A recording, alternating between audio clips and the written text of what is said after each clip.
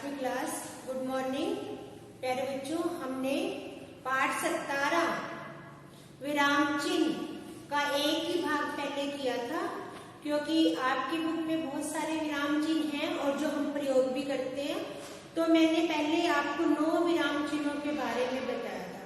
पूर्ण विराम, प्रश्न चिन्ह, अल्प विराम, अर्ध विराम, निर्देशक रेखा, कोष्ठक, विवरण रेखा। तो निर्देशक रेखा, इन सब के विस्मयादि चिन्ह, इस प्रकार मैंने आपको 9 चिन्हों के बारे में बताया था। तो उसके बाद हमारे 6 चिन्ह और भी रह गए, जिनको आज हम करेंगे। तो बेटा मुझे आशा है आपसे कि आपको पाठ समझ आ गया होगा। जितने भी मैंने 9 विराम चिन्ह आपको पहले बताए थे, आपको समझ आ गए होंगे। तो आज इसके बाद हमारे जो रह गए, आज हम इस कक्षा में वो करेंगे। ठीक है, हमारे कौन कौन से रह गए? अपूर्ण विराम, विवरण चिन्ह, समाप्ति सूचक और दिक् उच्चारण चिन्ह, योजक चिन्ह, उद्धरण चिन्ह। हमारे ये 6 रह गए जो अभी हम करेंगे। नंबर 1 अपूर्ण विराम।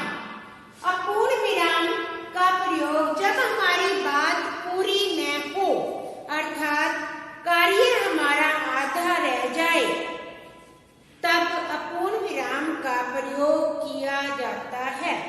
किसी शब्द या शब्दांश को अलग से दर्शाना हो, किसी बात, शब्द को या वाक्य के अंश को अलग से बताने के लिए अपूर्ण विराम का प्रयोग किया जाता है। जैसे 15 अगस्त। 15 अगस्त के बाद मैं क्या डालूंगी? अपूर्ण विराम स्वतंत्रता दिवस।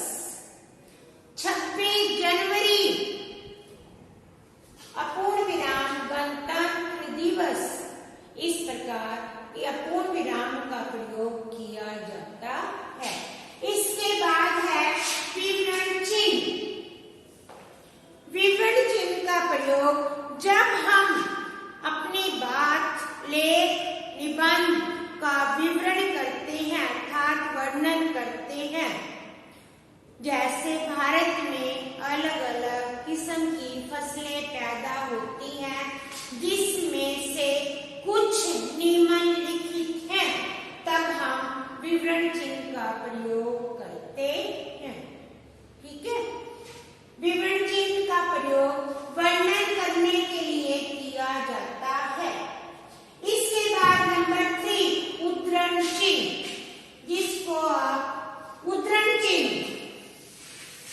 उद्धरण चिन्ह 2 प्रकार के होते हैं, इकहरा उद्धरण चिन्ह और दोहरा उद्धरण चिन्ह। इकहरा मतलब सिंगल, दोहरा मतलब डबल। इकहरा जब किसी का उपनाम लिखते हैं, तब इकहरा उद्धरण चिन्ह का प्रयोग किया जाता है। और दोहरा उद्धरण चिन्ह किसी की बात को जैसे कि तैसे लिखना, अर्थात उसमें कोई परिवर्तन नहीं करना। गांधी जी ने कहा अल्प विराम, करो या मरो। करो से पहले क्या लगाएंगे? दोहरा उद्धरण चिन्ह। कौन सा चिन्ह लगाएंगे? दोहरा।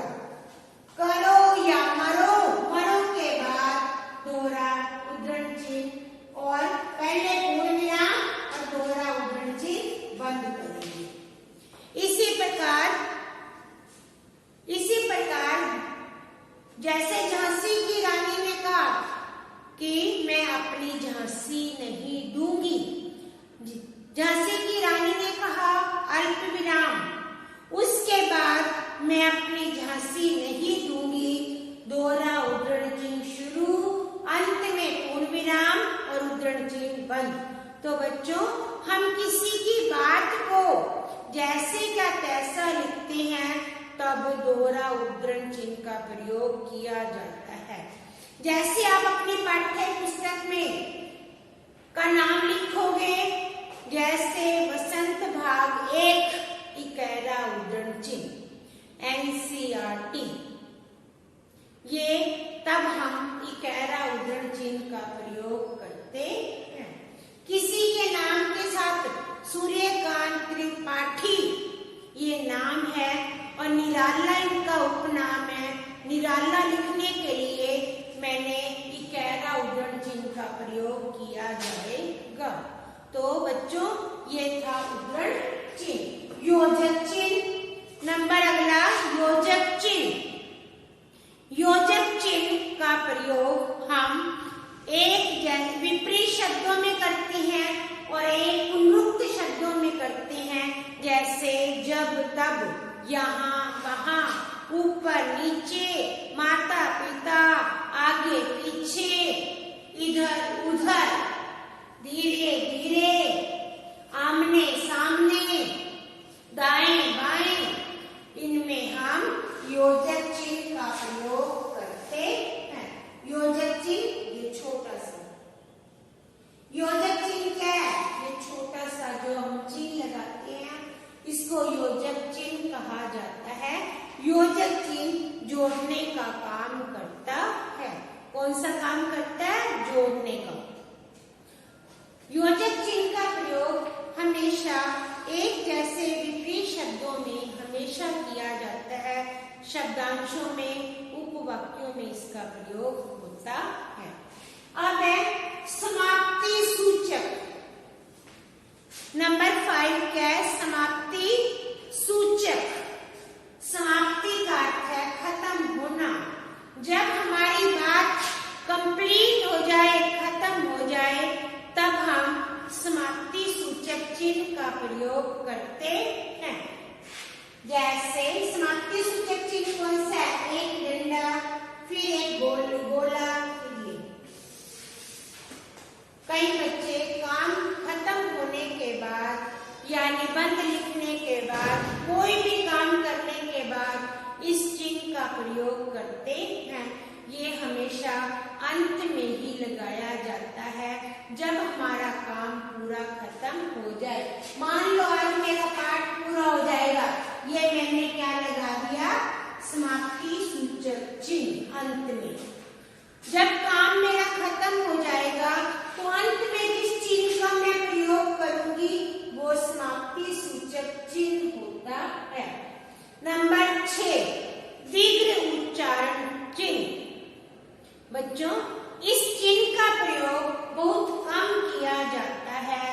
इस चिन्ह का प्रयोग उच्चारण की तीव्रता के लिए, गुंजन के लिए किया जाता है। जैसे ओम, राम, तब हम इसका प्रयोग करते हैं। ये क्या है? एस की तरह दिखाई देता है। ये एस की तरह। ये दीर्घ उच्चारण चिन्ह। हम ओम में इसका प्रयोग करते हैं और इसका प्रयोग व्याकरण में कम किया जाता है। दीर्घ मतलब ऊंचा, उच्चारण मतलब आवाज। ऊंची आवाज के लिए इसका प्रयोग किया जाता है। तो प्यारे बच्चों, कुल मिलाकर हमने 15 विराम चिन्हों के बारे में जानकारी प्राप्त की। तो बेटा आप इसे एक बार खुद पढ़ेंगे। इसके बाद पेज नंबर 148, 149, 150 पर आपके ये 15 उच्चारण स्थान दिए गए हैं। इसके बाद अभ्यास कार्य दिया गया है। प्रश्न 1, 2, 3, 4, 5 और छठा प्रश्न बुक में रेखांकित करेंगे। प्रश्न 1 में विकल्प चुनने हैं। प्रश्न 2 में सही और गलत बताना है।